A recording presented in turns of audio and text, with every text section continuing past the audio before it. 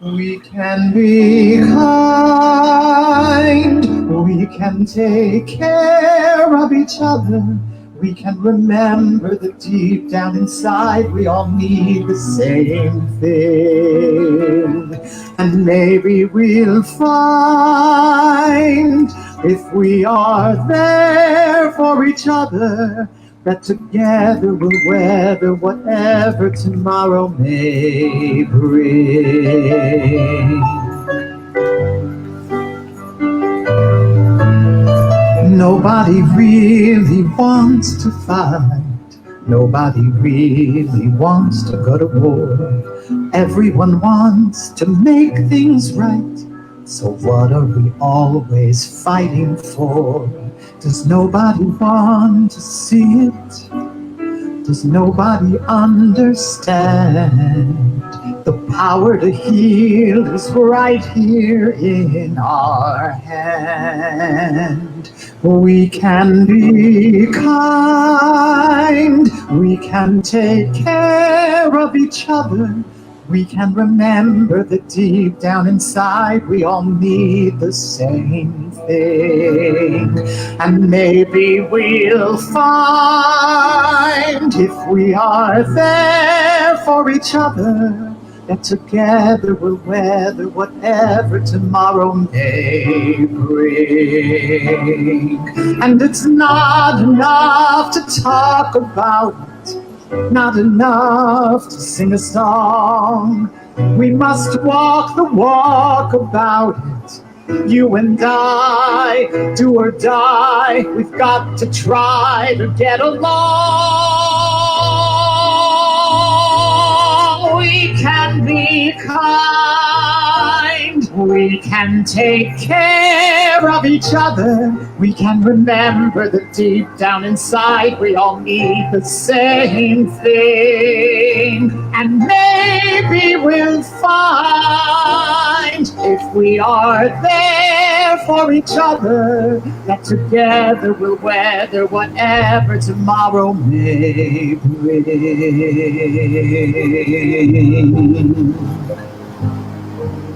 And maybe we'll find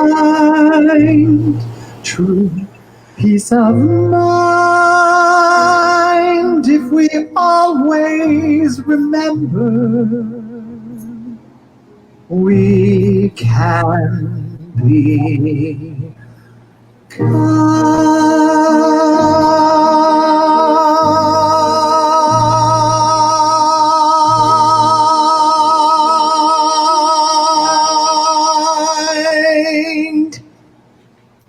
I tell you, David, if everyone began every day with that song, there'd be no trouble in this world. Well, I'll tell you, I wish they would, and I try and think of it, and I actually have to learn from it myself sometimes. It's they come through me, not from me. Well, I want to thank you for being here. For those of you who are tuning in tonight, this is my positive full mooning book club. We meet on the full moon of each month. Tonight is the May full moon, which is occurring right now as we speak. Go out and look at it after our broadcast, of course. It is called the May full moon, the flower full moon, because the Native Americans believed that all the flowers would start to emerge from the Earth's surface after this full moon. And so I am very excited. When we first agreed to do this, it was 2 months ago, and we picked this date. And we were going to be in person tonight in Piermont, where I live, at Bunbury's coffee shop. But unfortunately, life has gotten in the way. And this is where we are right now. And I do want to let everyone know, because I know that we are streaming on various pages right now. If you want to comment to either David or myself or ask any questions, make sure that you are on the Positive Full Mooning page on Facebook. I know it's a little confusing, but the reason we're doing this is because some of the platforms on this particular platform that we're using won't allow comments. So, David, I want to begin by asking, in the midst of everything that's going on, how are you and Sean dealing with everything on a day-to-day basis? there's a wonderful saying that a Unity minister friend of ours did, which is, we're all in the same storm, but we're not all in the same boat. So for me and Sean, we're having a wonderful time. I mean, I like to say, first of all, Sean is not eating out, so that's saving us $7,500 a week. I think for us too. Yeah, and what I've done is I have a lot of writing projects and stuff, but I'm offering coaching at very inexpensive prices so that people can take advantage of it. So I'm working with people. I'm making less money than I usually make, but we're not driving to New York. We're not eating out. We're not mowing the lawn. We're not, and so Sean goes into the church. Sean's a Unity minister, and there's nobody in the building. So he goes in by himself and does all his Zoom meetings and all his services. We do a service on Sunday with 5 people. I'm at the piano. Christina Connor sings. Sean speaks, camera, sound. We're all, 10 feet apart. And I'm doing a big project for Broadway Cares. We're doing a big Help Us on the Way with all the stars who did the Easter Bonnet. And so I'm busy. And I frankly... not that I want this to be happening. People are sick and dying, but there's something about this that is a huge opportunity for us to sit still and look within and heal the planet, heal ourselves, heal our thoughts. And I've decided to take this. The first decision I made was, I'm going to stop pushing. I'm going to sit back and see what I receive. And there have been many gifts to this. Sean and I are spending so much time together. We take a 2-mile walk every day. And we have 3 freezers full of food, and we're in Connecticut, so it's beautiful. And, this is, what I'm looking at. It's gorgeous. Absolutely. No, I've only seen that, unfortunately, when there's snow on the ground or when it's very cold out or there are 125 people around. At Christmas, yes. But, there's a waterfall and a river running and a bridge and the property. And we're really having a good time. And I'm really trying to use it for spiritual healing. I'm really watching everything I post on Facebook is about, I wouldn't call it like positive thinking, but I call it, what are we saying to each other? How are we addressing each other? Are you posting anger and hate, or are you posting an effort to communicate? I'm really trying to listen to people who have an extremely different point of view from me, and hear them and think of them as human beings who have something in mind.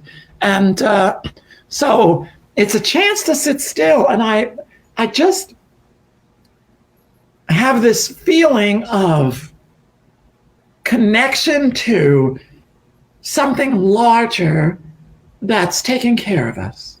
And, Sean's a Unity minister. So our particular interpretation of the Bible is that it's allegory. It's here to really teach us about ourselves.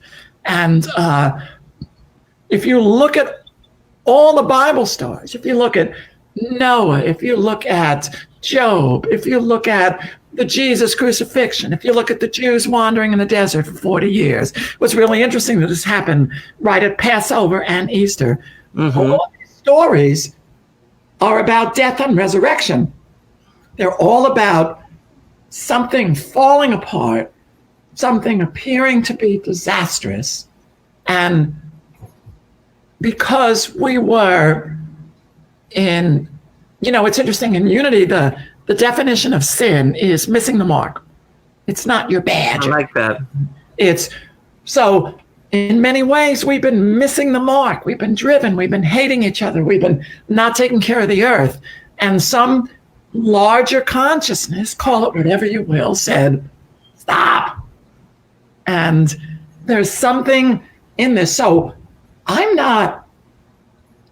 anxious for us all to, in good time, get out. I miss people and I want that personal contact.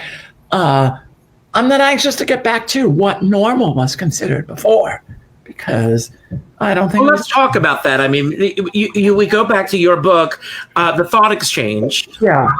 I was immersed in that book yesterday. It had been ages since I had read the beginning of it. And your journey that led to your writing the book. And there was a comment that you were talking about the things that you wanted in your life at that time.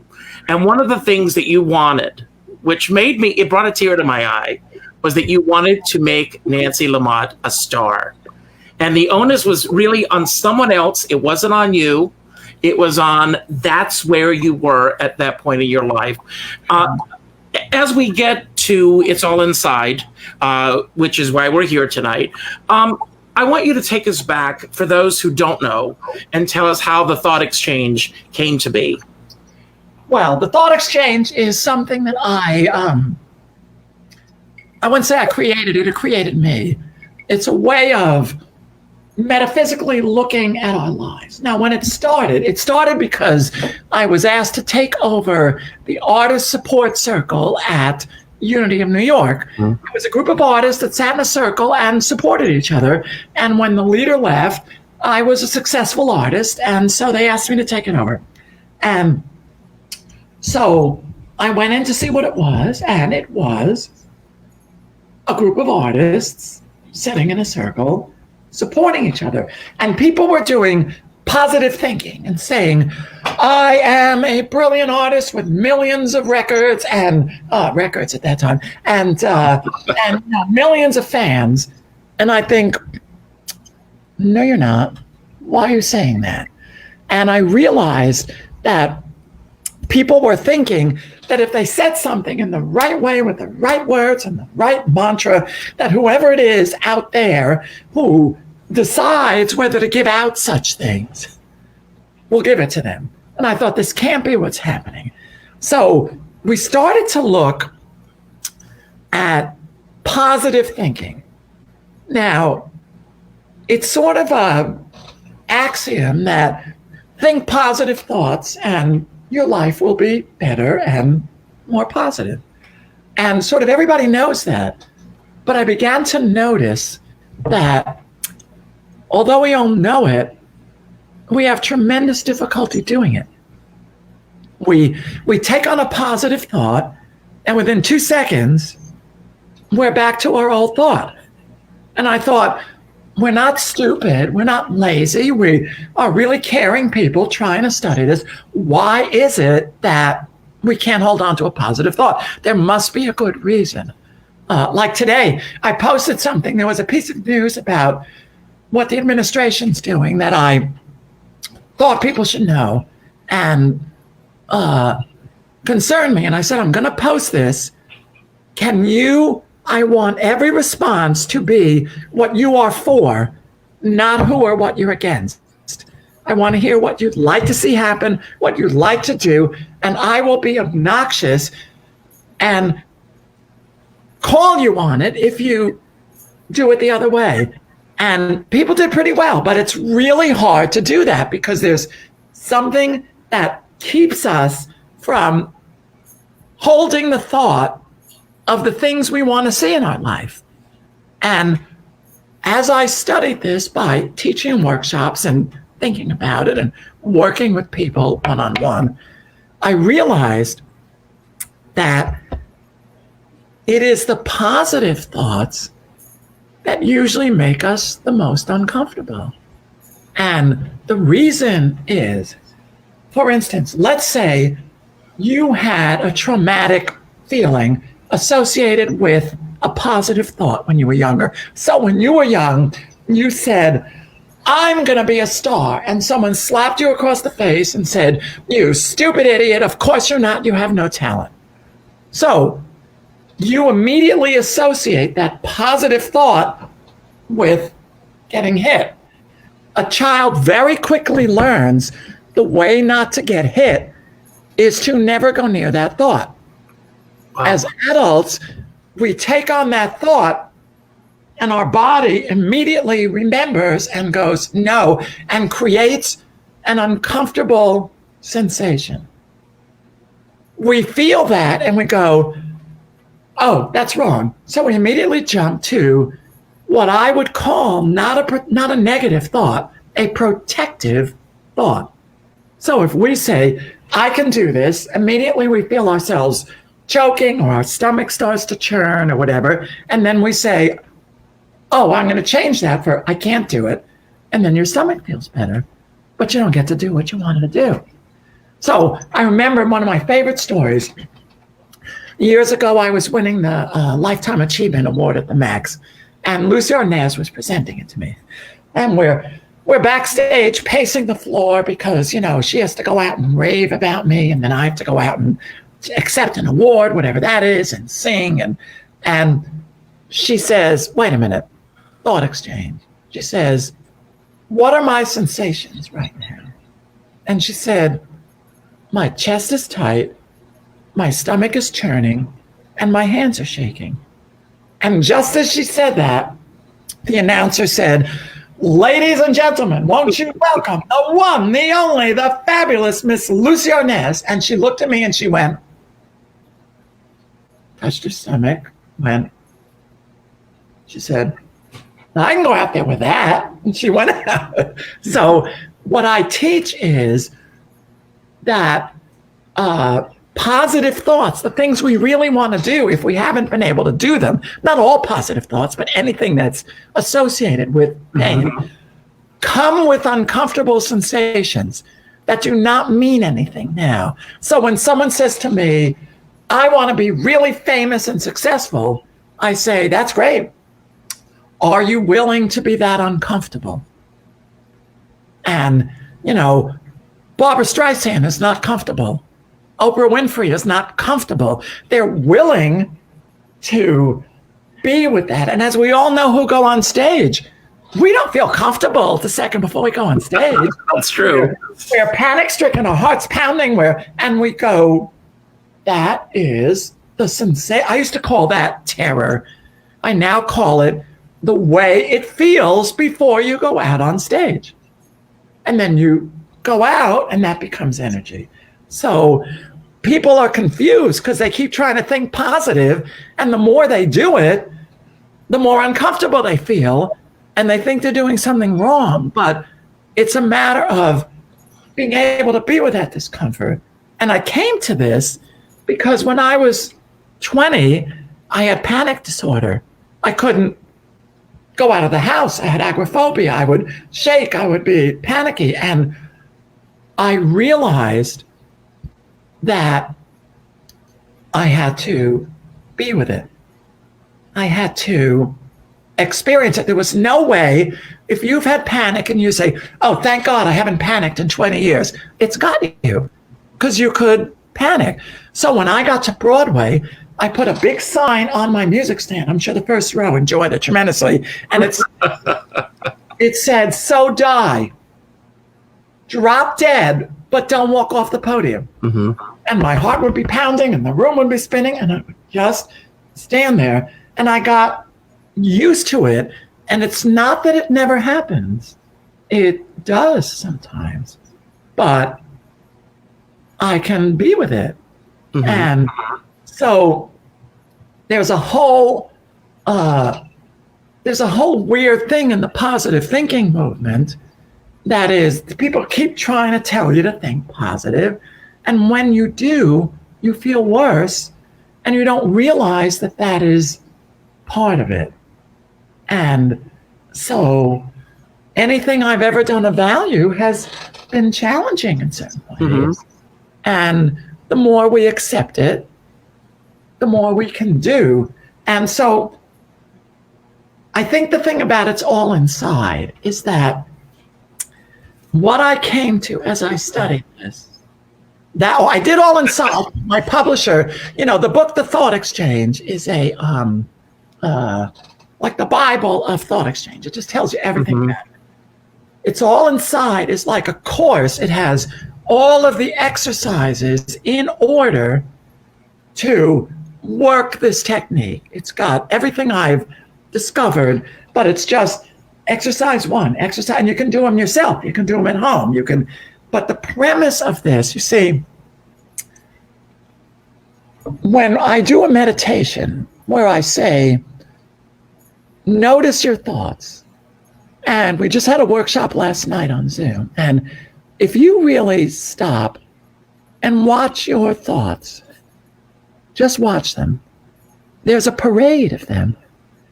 And I could be sitting here now thinking, oh, I'm so tired. What am I doing this? Why would anyone be interested in me? You know, I love talking to Richard. Oh, Sean's coming home in an hour. And, you know, last week this thing happened. And I wonder when we're going to get out of this thing. And for dinner, I had this. Your mind is just going. And your mind is designed to scan the horizon for anything that might look like something else that was dangerous. And so it's coming up with a constant parade. And so we all shared what we were thinking, and it was all crazy. Mm-hmm. And I said, you must remember, if you're talking to Queen Elizabeth or to some huge movie star or to a brilliant, well, that's what's going on in their mind, just like yours. Mm-hmm. So then I ask people to look at their sensations. Now, people have trouble often looking at their sensations because we tend to want to jump away from them and into our mind, our thoughts. So like if I say to someone, what sensation are you having? They'll say, I feel like my head is going to explode. Now, that's a thought about a sensation. The sensation is actually a tightness or a pain, but they say, I feel like my head's going to explode. And what I usually say is, you know, I've been doing this work for many years, and I've only seen 3 or 4 heads explode. It doesn't happen very well. Name names. Yeah, exactly. So we look at our thoughts and sensations, and then I ask the crucial question, who is looking at these thoughts and sensations? There is a you that is an invisible consciousness, the you that just knows you're here. And that you is located nowhere and has no physicality and has no feelings or thoughts. It just is watching. It's watching thoughts and sensations. Now, the interesting thing is, the only way you ever experience the world, ever, is in thoughts and sensations that are being observed by who you really are, which is a consciousness.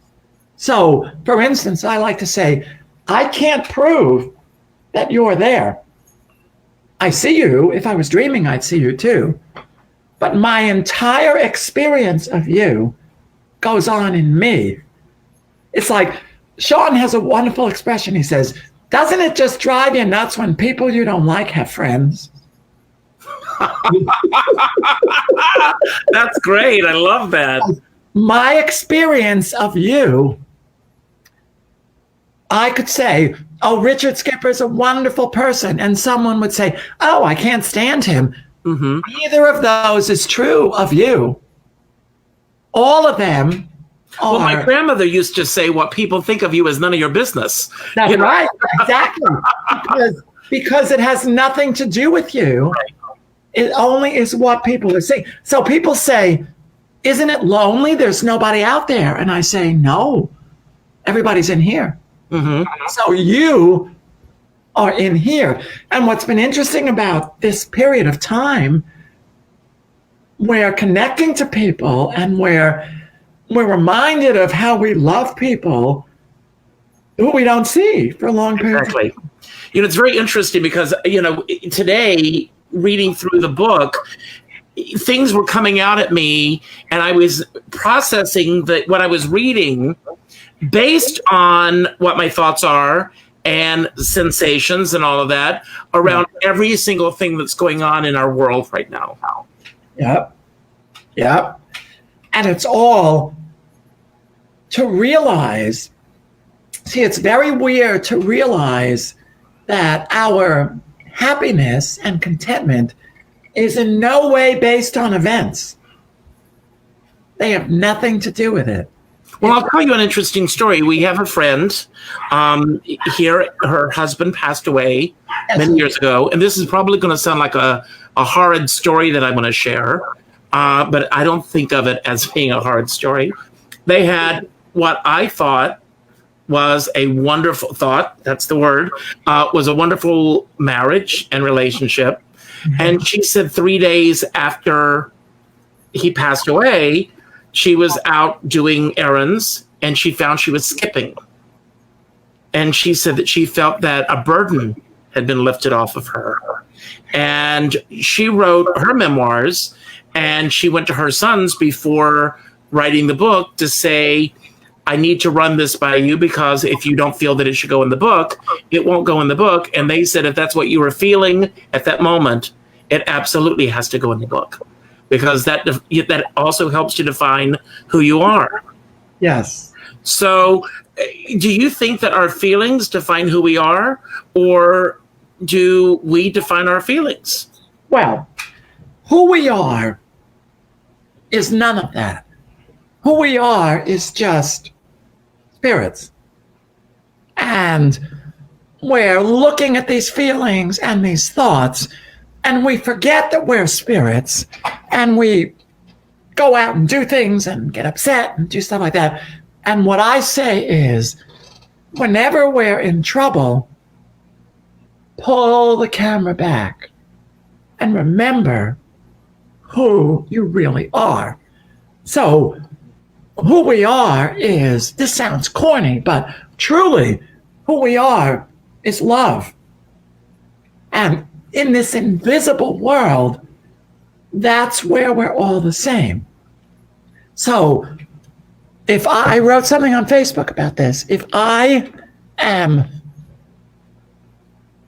attacking someone, if I forget that inside that person is me, if I can think, what would it feel like to me to have somebody do that? You know, we can remember that deep down inside, we all need the same thing. And we forget that and we get all out in the world, but that's not who we are. That is a forgetting. And at any moment, if we pull back into our awareness of consciousness, who we are, see, your consciousness, nothing can be added to it. Nothing can be taken away from it. Nothing can hurt it. It's just there looking at this. So in a certain way, one could say, I mean, what are the qualities of God? Watching, no judgment, everything is possible, nothing can be taken away. This is where we are God. And I'm going to ask what I think is an interesting question. When you first wrote The Thought Exchange, social media did not exist. Right. And now with a lot of people putting their thoughts and feelings on their sleeves and off of their sleeves right onto social media so that the world can see it. And they put themselves out there in a way that everyone around them can come in and comment on their feelings. There are people that will validate you, and there will be people that will say you're stupid or crazy for feeling that. What are your thoughts on all that? Well, I have a lot of thoughts on social media. The thing about social media is I recently, because I've been having this really interesting conversation with a friend who is on the opposite end of the political spectrum from me, the opposite, and posts these hateful, bigoted things. And I've been entering into a conversation with him. And I said, and he would say, well, this is my political beliefs. And I said, there are two different things. There is expressing your beliefs. And then there is throwing off anger, hatred, things that you can't tolerate, to throw them out there and project them, which only brings back opposition. It has to. You know, if you say something to me and I say, oh, well, Richard, I feel this way about it, and tell me about your way, and how about that? We have a discourse. If you say something to me and I say, Richard, you're such a stupid idiot and you don't know anything about anything and you're just a moron, you must come back. Suddenly the conversation is not about what we're talking about. It's about whether you're a moron or not. And of course you're not. And so in Facebook, because also people are not looking at each other, they say things that they would never say right there. Mm-hmm. So I said to my friend, I said, if I didn't know you and knew you only from your Facebook page, I would think you're an obnoxious, bigoted, gun-toting, horrible person. And that's not who you are. You're kind, you're interested. I said, I try to present myself on Facebook the way I want people to know me. Mm-hmm. And so it's, if you meet me, you get what you saw there. Mm-hmm. And somehow, you know, there's a lot of things like Nazi Germany, for instance, was people who had very strict child rearing, had very punishing teaching. Then they were humiliated in World War I. And people were so humiliated that when someone came along and said, you're the best, you're fabulous, they're all awful, they actually were so projecting their hatred that they could kill 12 million people and try to take over the world. And so I always ask, are we projecting hatred or are we having a discourse? And it's for each of us to have responsibility about that. But I notice I get addicted to it. And where I have control is to say, do not get into these conversations. Mm-hmm. Mm-hmm. Do not, even though everything in you wants to do that, don't go there because it only brings back resistance. So I have this whole campaign called What Are You For? And it started because years ago, Sean was walking in New York and it was during the Bush campaign. And someone came up to him and said, will you help us beat Bush? And Sean said, may I ask who you're for? What is it that you are presenting to? You know, Mother Teresa said, I would never go to an anti-war rally. It requires a war. I'd go to a pro-peace rally. Oh, I love that. Oh, that's great. Yeah. So I've been posting when someone says something, I'm saying, what if we turn our attention to, I am for clean air and clean water. I'm for civil discourse. I'm for people being taken care of when they need to be taken care of. I'm for, and put our efforts into doing, when we go to the voting booth, we do not vote against someone.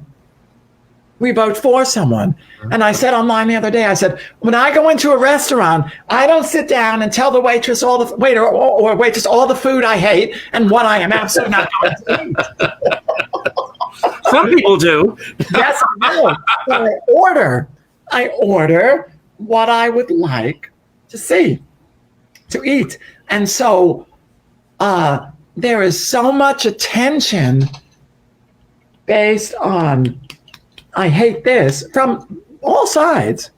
And I also see, one of the things that I see happening a lot, and I have gotten so good at this. I'm proud of myself on this, that I don't feel that I need to weigh in on every conversation. If it's on my page, I will post something out there, and if it gets to the point where it is too controversial, I take it off of my page. Because I don't want my page to turn into that. The way that I look at my profile on Facebook is I think of it as my vision board. It's the vision that I want to put out and that I want people to be a part of. And for me, I call my, Richard Skipper Celebrates. Someone once said, well, how did you come up with that name? And I wanted to be the antidote to all of the negativity that I was seeing in the world. And, if someone's having a conversation, and when I mean a conversation, I mean by what they're posting on their own page, that's their right. If that's where they are and they want to do that, I don't have to agree with it, but I also don't have to get into that discussion. Yes. Yeah, because you're feeding it in a way by getting into it. And so when we realize all the work I've been doing, that our life is really going on inside. And so what we see in the world is a mirror of our thoughts. Now, that doesn't mean we're making the world happen. It means that anything we look at, we'll see with our thoughts. One of my favorite stories from Thought Exchange, I was at a dinner party, and there was this woman who was in the middle of a messy divorce, and she was really hating her husband. And she said, that louse has left me destitute. He's taken everything. I have nothing. I'm destitute. The only thing he's left me is the apartment, and I have to sell it to live. I'm destitute. And someone asked her, what are you asking for the apartment? And she said, $7,750,000. So this woman was down to her last $7 million. So it seemed ridiculous, except I realized this woman's experience of destitution is so great that when she looks at $7 million, she can still see destitution. There is nothing that she could put in the world that would change that until it changes in her. And if I'm looking in the mirror and I say, I'm wearing this blue sweatshirt, I hate that blue sweatshirt, change that blue sweatshirt. The mirror can't change because there's nothing in the mirror. Mm-hmm. It's over here. The minute I change my sweatshirt, there's no effort. You don't have to project yourself into the mirror or make it happen. So we're always looking out there, trying to make something happen, and it can't. Mm-hmm. Mm-hmm. Because it's happening in here. Well, I've always said that I'm not responsible for what's going on out there. I'm not responsible for what our president does, what our governor does, what our mayor does, what any of the people that are here with us tonight do. What I am responsible for is how I respond to it. That's right. For your thoughts about it, for your experience of it. And that is the weird thing is, that is all there is. I couldn't get out into the world if I tried. So if there is a war going on in Afghanistan, that war is only going on within me. It's only my experience of that. There is nothing out there. Mm-hmm. And that is, and when people say, well, what is it out there? I say, I don't know. But you cannot get out there. So I can try to change you, or I can notice the experience I have of you within me. And when I change that, or when I accept it, and then understand that you have nothing to do with it, my relationship with you begins to change based on what's going on in me. So one of the things that happens in Facebook, which is really challenging, is we need to distinguish between opinion and fact. Mm-hmm. So what happens is someone will say, we'll put something on Facebook, and a person will see it and see one detail that jibes with their political feelings. They'll take that, they'll spread it around till it becomes fact, and then suddenly a person is one thing. That person is a horrible, that person is a cheat, that person, as opposed to people are many things. And so what happens is, like for instance, this was whatever one thinks of Joe Biden. This is somebody posted a picture of Joe Biden with his hand on a little boy's chin, kissing his head, and said, this sexual abuser needs to be stopped. That is a picture of Joe Biden at his son's funeral comforting his grandson. Now, but someone who just decided that he's terrible, that's what they will see. And then it becomes proliferated. There's one of my favorite stories, I just put it on Facebook, is a parable about a rabbi in a small town in Russia or whatever. And this guy sees him every day stealing fruit from the fruit stand. The rabbi walks by and takes fruit and walks away. And he spreads the word that the rabbi is a thief. And the rabbi gets dismissed from his job and censured by the people. And the rabbi calls him in and says, why did you spread that rumor? And he says, it's not a rumor. I saw you with my own eyes stealing fruit. And he said, well, actually, I have an agreement with the fruit stand. I pay them at the beginning of the week for 7 pieces of fruit so that then I can just walk by and take one each day. And the guy says, oh my God, I'm so sorry. I've ruined your reputation. How can I make this up to you? And the rabbi says, well, there is a ritual by which you can make this up. He says, tonight, go to the highest tower in the temple with a feather pillow and just release all the feathers to the wind. And the man says, of course I will. And he does it, and he releases the feathers, and he comes back to the rabbi and he says, I've released all the feathers to the wind. And the rabbi says, okay, now bring me back every one of those feathers. Once you sent this out, you can't bring it back. Yeah. And so I remember when Nancy Lamott died, there were certain people who really were hell-bent on saying that I stole money, that I, misused, whatever. So I remember talking to Kathy Lee Gifford and Margaret Whiting, 2 people who had experienced fame and criticism, and they said, do not address it, forget about it. Let them say whatever they want out there. You know the truth, and let it dissipate. That's a difficult thing to do, but it's important. It was difficult, and they were coming after me,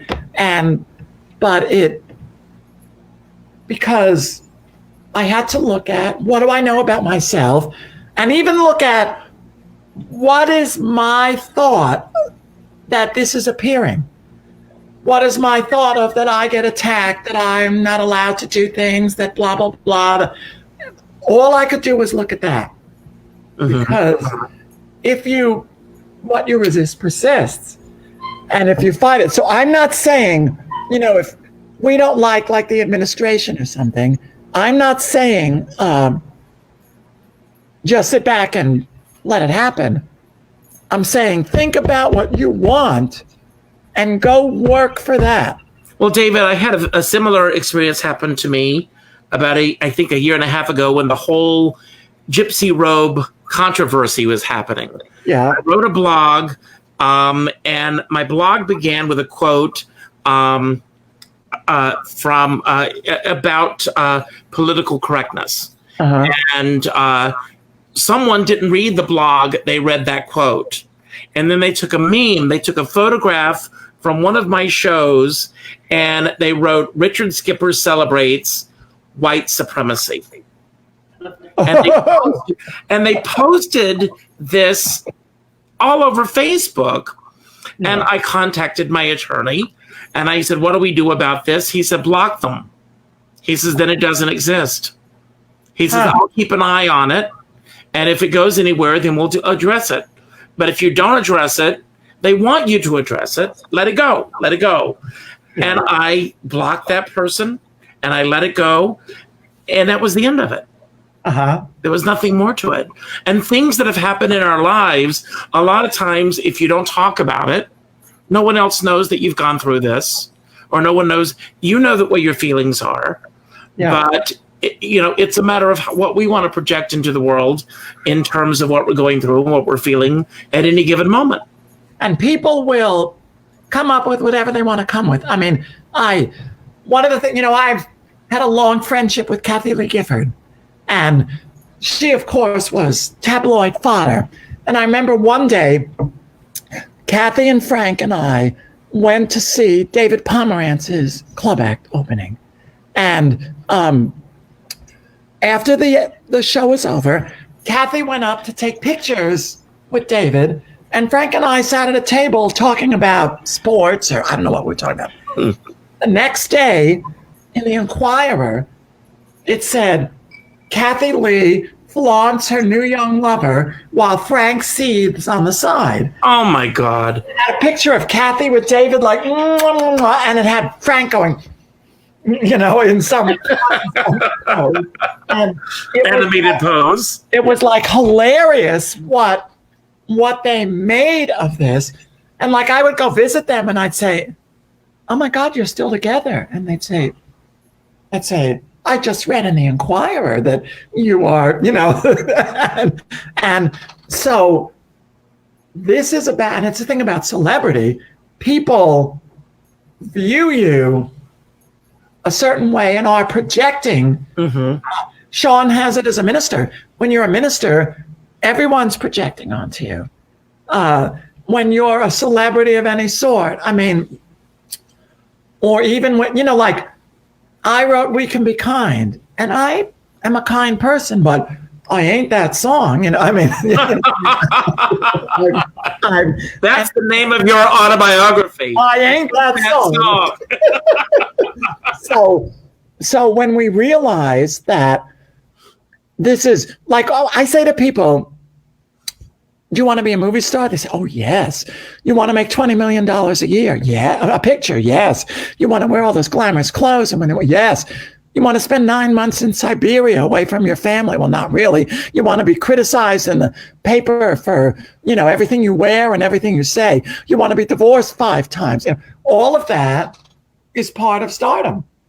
And so are stars happier, better off? No, they're just having their experience.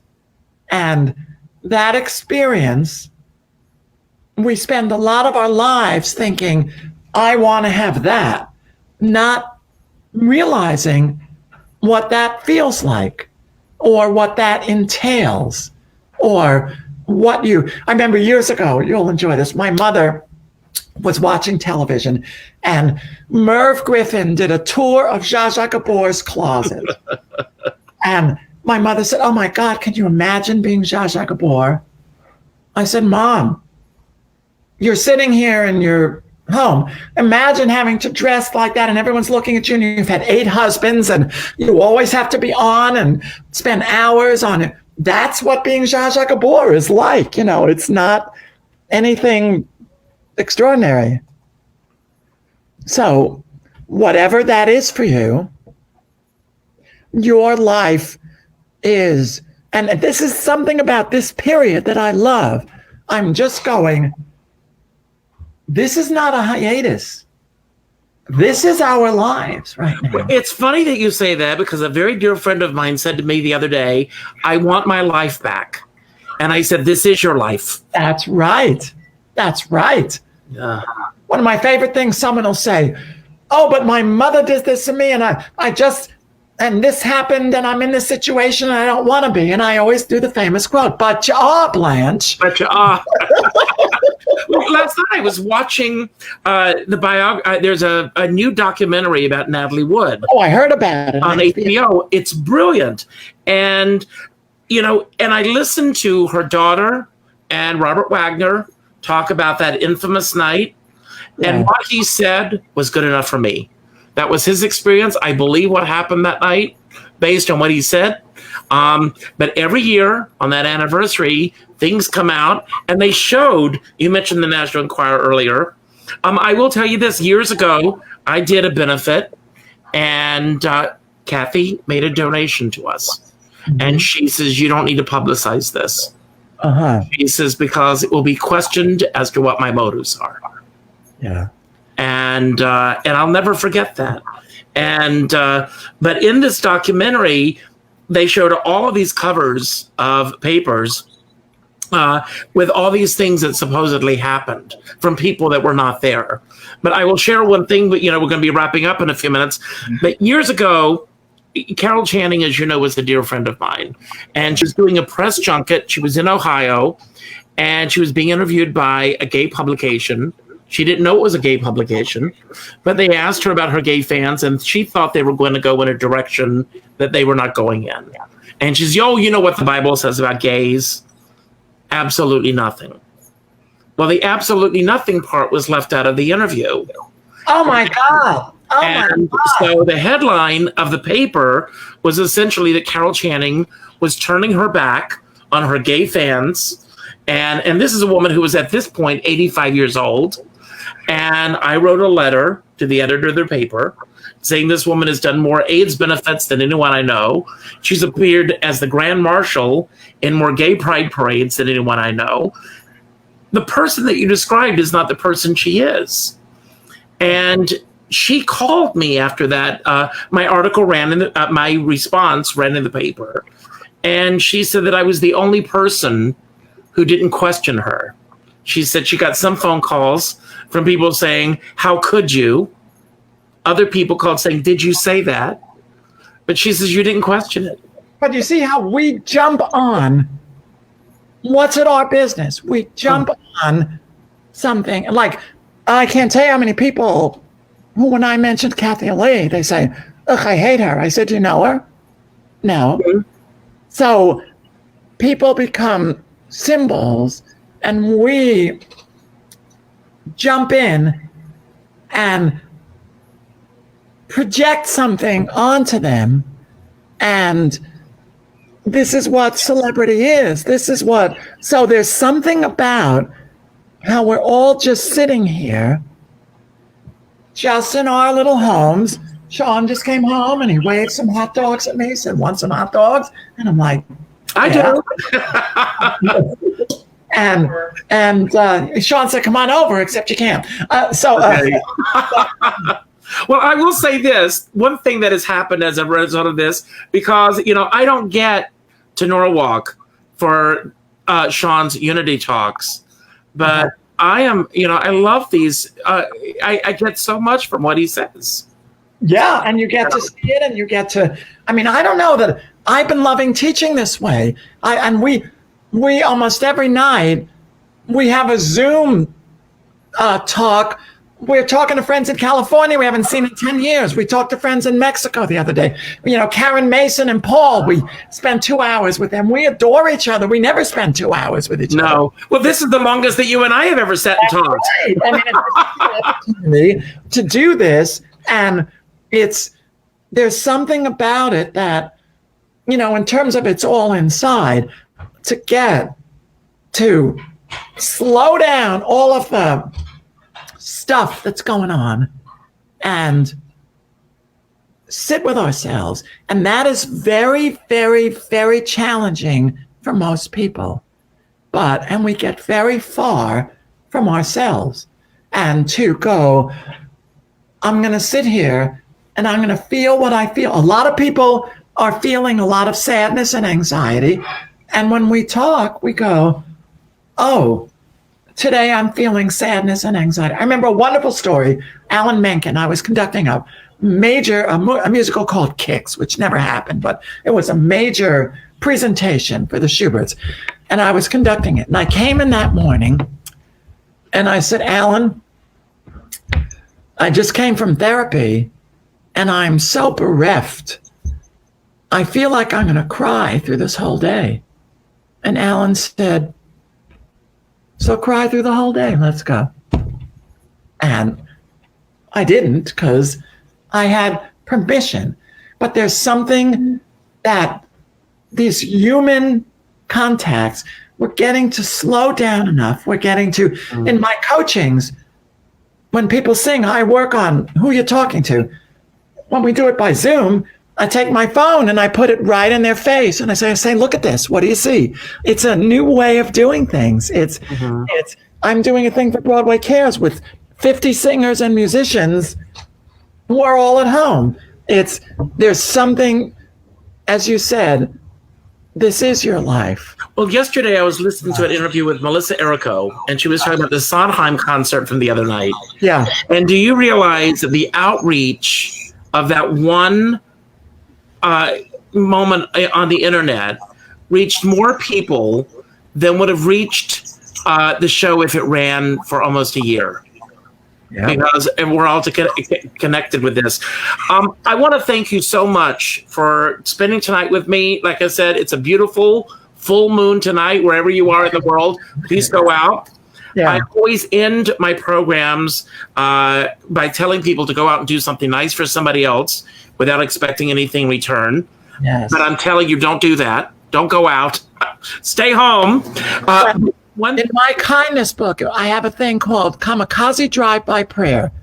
Wake up in the morning, think of someone, pray for them all day, and then call them at the end of the day and say, how was your day? Well, you've just beat me to my punch. Yeah. Because one of the things that today in numerology is a 7. Uh-huh. I want you, after you finish your hot dogs, I want you to go to your Facebook page, and I want you to go to your 7th friend, and I want you to reach out to them and let me know how it goes. I will. And I want everybody who is hearing our voices right now to do the same thing. I want each of you to go to your 7th friend, reach out, and just say, I'm just reaching out to see how you are, with nothing expected in return. David, I love you. Love you, John. Thank you for asking me to do this. It means so much to me. And if there's a book or a person that has influenced you that you would like to see me interview here, let me know, because I'm looking for my June 5th guest. Terrific. Let me think about that. Okay. Thank you so much. Have a wonderful night. Enjoy those hot dogs. I will. I can't wait. I love you. Okay. Love you too. Bye.